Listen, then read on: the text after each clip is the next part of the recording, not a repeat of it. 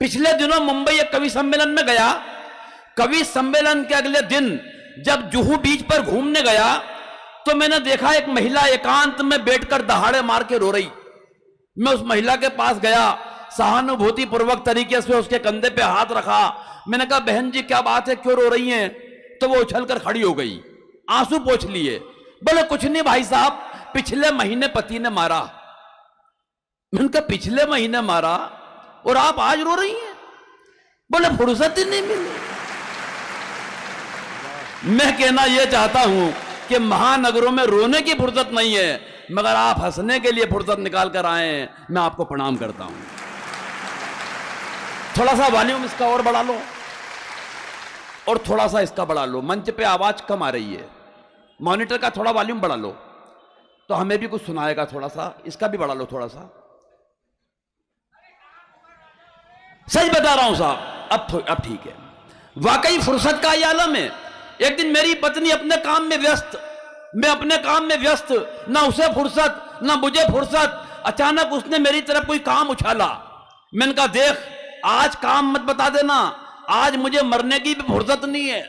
मेरे अंदाज में पलट के बोली, आज मर भी मत जाना, मुझे रोने की फुर्सत नहीं है। तालियां कम बज रही हैं आपकी। थोड़ा कवि सम्मेलन को पहला कवि हूं तो खोलना आपको ही पड़ेगा। कुर्सी पर बैठे हुए लोग भी अपनी जवाबदारी समझेंगे तो अच्छा लगेगा। एक भाई साहब मोबाइल में लगे हुए हैं अभी भी सेल्फी के चक्कर में। छोड़ो इसे, आज हम आए तो हमें सुनो। मोबाइल के चक्कर में हर रिश्ता गहरा भूल गए, प्यारे प्यारे संवादों का वक्त सुनहरा भूल गए, और सेल्फिश इतने हुए हम सेल्फी के दौर में, बस अपना चेहरा याद रहा, अपनों का चेहरा भूल गए। तो हमें याद रखो, आज तो आपका दिन है।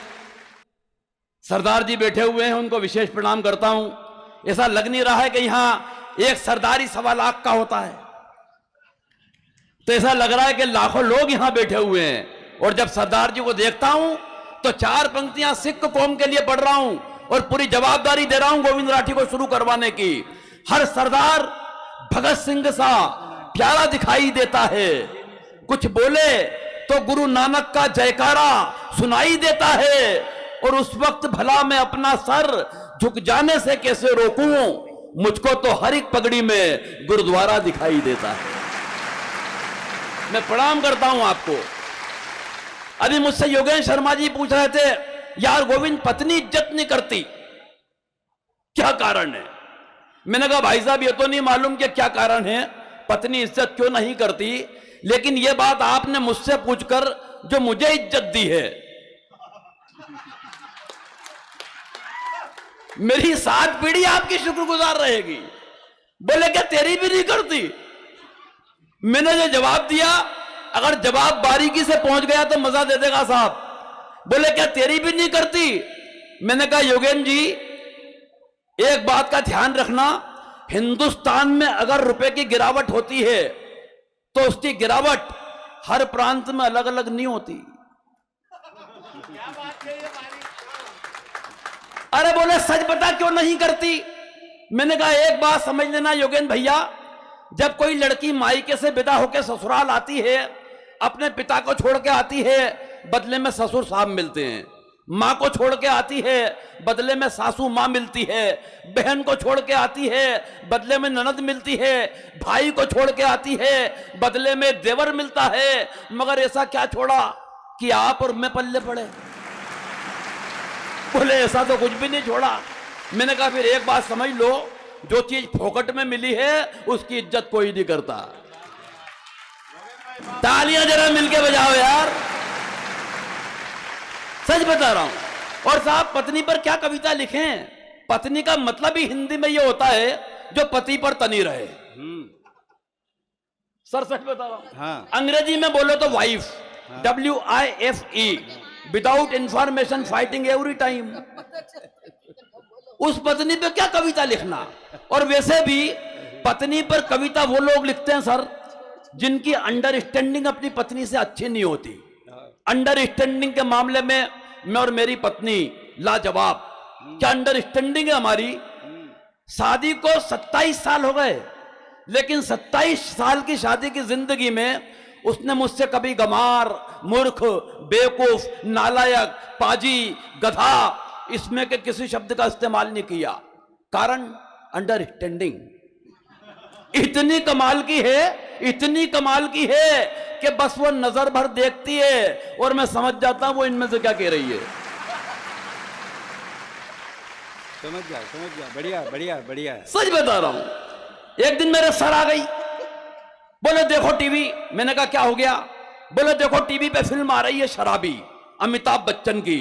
पूरी फिल्म में पट्टे ने एक बूंद शराब की नहीं पी, लेकिन जो एक्टिंग की है वो कितनी कमाल की है। मैंने कहा मूर्ख औरत, उससे बड़ा एक्टर मैं। बोली कैसे?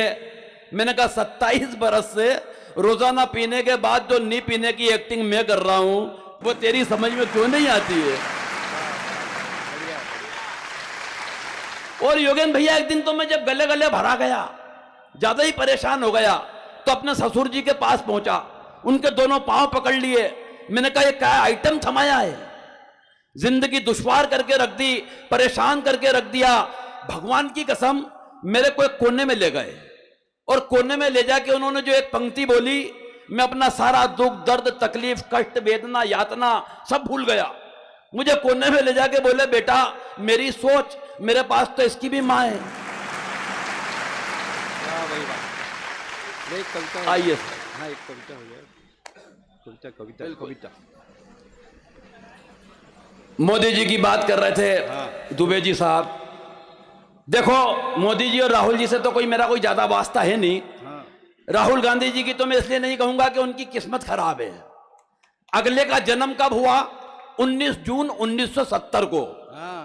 और उसी दिन फिल्म मेरा नाम जोकर रिलीज हुई। वाह वाह वाह, बढ़िया बढ़िया। और चंद्राकर जी उससे बड़ा संयोग देखना कि 26 सितंबर के दिन पूर्व प्रधानमंत्री मनमोहन सिंह जी का जन्मदिन मनाया जाता है और उसी दिन विश्व गूंगा बहरा दिवस भी मनाया जाता है। तालियां तो इस बात पर बजेंगी, इस बात पर बजेंगी कि 17 सितंबर के दिन देश के यशस्वी प्रधानमंत्री श्री नरेंद्र मोदी जी का जन्मदिन आता है और उसी दिन इस सृष्टि के निर्माता विश्वकर्मा की जयंती मनाई जाती है।